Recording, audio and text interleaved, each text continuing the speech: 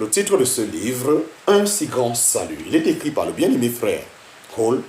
Nous sommes présentement à la partie 13 de ce livre. Je répète, nous sommes présentement à la partie 13 de ce livre. Chapitre 6 de cette partie 13, chapitre 6 de la partie 13, chapitre 6, petit 3, chapitre 6, petit 3. Chapitre 6, petit 3, la sanctification de position. La sanctification de position. Combien l'homme a été profané par le péché? Son esprit, son cœur, son être tout entier ont été envahis par le mal. Heureusement, la grâce s'applique à le gagner. Pour cela, elle sépare pour Dieu, elle sanctifie, elle donne aux croyants le titre de saint. Alléluia, amen. Le cas des Corinthiens fournit un exemple frappant. Parmi les croyants mentionnés dans le Nouveau Testament, les Corinthiens semblent être ceux qui sont le moins marqués par une sanctification à caractère pratique. Leur comportement donne lieu à beaucoup de critiques sur les plans moral et doctrinal. Pourtant, l'apôtre Paul s'adresse à eux comme à des saints, parce qu'ils étaient sanctifiés en Jésus-Christ, en parenthèse, 1 Corinthiens chapitre 1, verset 2. Plus loin, après l'énumération des abominations des hommes des nations sans Dieu, il affirme, et quelques-uns de vous, vous étiez tels, mais vous avez été sanctifiés, en parenthèse, 1 Corinthiens chapitre 6, verset 11. Ainsi est établi le fait que nous sommes sanctifiés par Dieu indépendamment de notre niveau de sainteté pratique. S'il en était autrement, nous serions sous un principe légal qui n'apporte aucune paix et qui ne fait que manifester l'impuissance de l'homme à mener par lui-même une vie exempte de mal. À l'opposé, rien n'est plus stimulant pour croire Dieu dans la sainteté pratique que de se savoir mis à part pour Dieu, sanctifié quant à la position. Cette sanctification de position est obtenue de deux manières. Vous avez été sanctifiés au nom du Seigneur Jésus et par l'Esprit de notre Dieu. En parenthèse, 1 Corinthiens chapitre 6, verset 11. Premièrement, quand nous avons cru, nous avons été mis à part pour Dieu au nom du Seigneur. Par Christ, notre sanctification est aussi entièrement entière que notre justification. Les deux reposent sur son œuvre à la croix. Par cette volonté, en parenthèse, scellée de Dieu, nous avons été sanctifiés par l'offrande du corps de Jésus-Christ, faite une fois pour toutes. En parenthèse, Hébreux chapitre 10, verset 10. Jésus, afin qu'il sanctifiât le peuple par son propre sang, a souffert hors de la porte. En parenthèse, Hébreux chapitre 13, verset 12. Dans ce premier sens, c'est Christ lui-même qui a agi pour notre sanctification.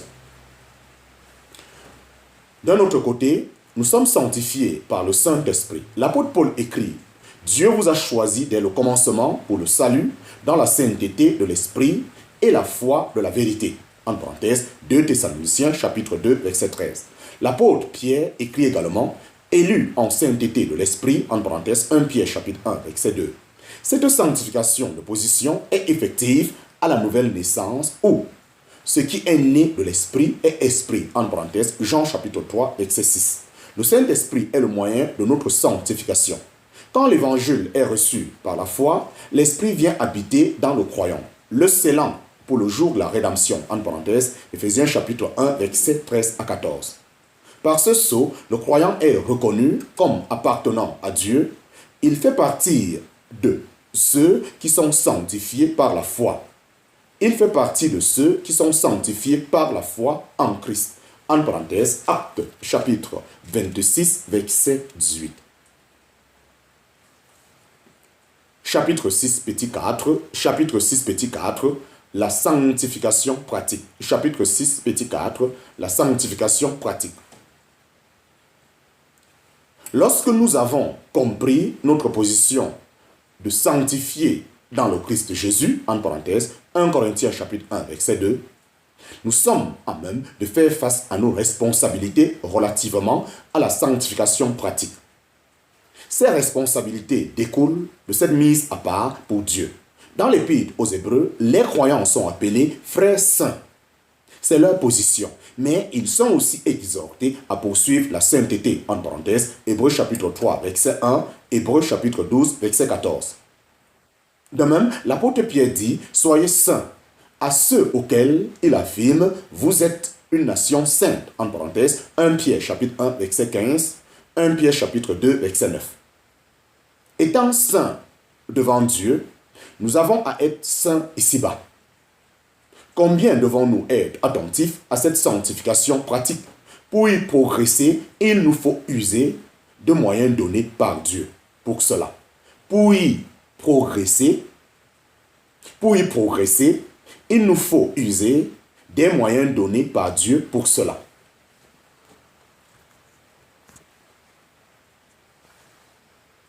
D'abord, la sainteté pratique est un résultat de notre libération de l'esclavage du péché. La loi de l'esprit de vie dans le Christ Jésus nous a affranchis la loi du péché et de la mort, en parenthèse, Romains chapitre 8, verset 2. Plus nous serions sous ce principe moteur de l'esprit de vie, plus nous serions dégagés de la tendance au péché. La marche par l'esprit est une condition primordiale de la sanctification pratique. Que fait le Saint-Esprit pour notre sanctification? Il élève nos pensées vers Christ dans le ciel. Ainsi, contemplant à face découverte la gloire du Seigneur, nous sommes transformés en la même image, de gloire en gloire, comme par le Seigneur en esprit. En parenthèse, 2 Corinthiens chapitre 3, verset 18. Bientôt, nous serions comme lui dans la gloire, alors dès à présent, nous nous purifions pour lui être moralement toujours plus semblable. En parenthèse, 1 Jean chapitre 3, verset 2 à 3. Le Seigneur s'est d'ailleurs mis à part dans cette position céleste afin que nous soyons sanctifiés dans notre conduite, en parenthèse, Jean chapitre 17, verset 9. Vois aussi Hébreux chapitre 7, verset 26. Du ciel, il intercède pour nous et se révèle à nous, attire nos cœurs et nous détache d'ici-bas. La parole de Dieu a également un pouvoir sanctifiant. Le Seigneur priait, sanctifie-les par ta vérité, sanctifie-les par la vérité, ta parole est la vérité. En parenthèse, Jean chapitre 17, verset 17. L'Esprit de Dieu, qui est aussi la vérité, en parenthèse, 1 Jean chapitre 5, verset 6, et la parole de Dieu sont intimement liés. Ils le sont à la nouvelle naissance de chaque croyant et ils le sont à la nouvelle naissance de chaque croyant et ils le sont pour le faire progresser dans la sainteté pratique. La parole l'instruit de la pensée de Dieu dans les choses de chaque jour et le Saint-Esprit lui donne la force de les réaliser. Alléluia. Amen.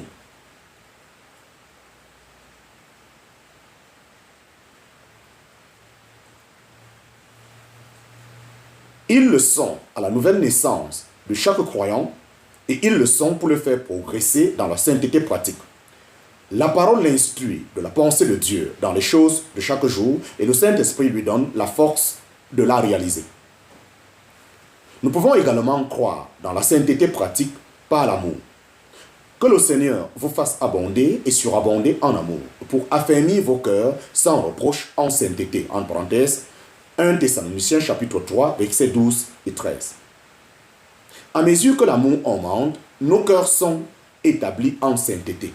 La sainteté pratique n'est pas quelque chose de figé, de légal, mais une vie d'amour active comme celle de Jésus le fut en perfection.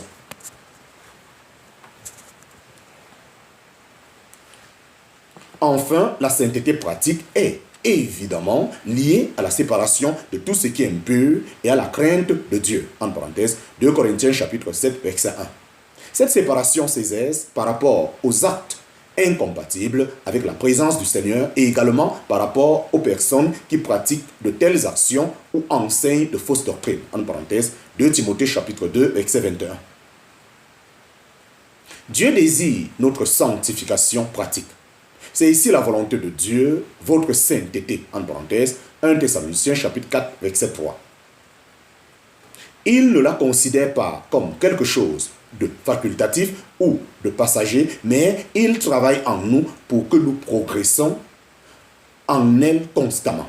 L'apôtre exprime le désir que le Dieu de paix lui-même vous sanctifie entièrement. En parenthèse, 1 Thessaloniciens chapitre 5, verset 23.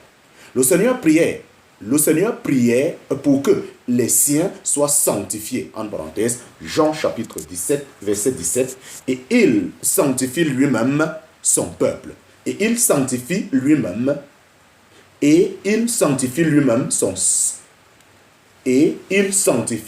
son assemblée. Il la purifie. Il la purifie par la parole afin de se la présenter bientôt glorieuse, n'ayant ni tache, ni ride, ni rien de semblable. En parenthèse, Éphésiens chapitre 5, verset 27. Chapitre 6, petit 5. Chapitre 6, petit 5. Question 1. Qu'est-ce qu'un saint? Chapitre 6, petit 5. Question 1. Qu'est-ce qu'un saint?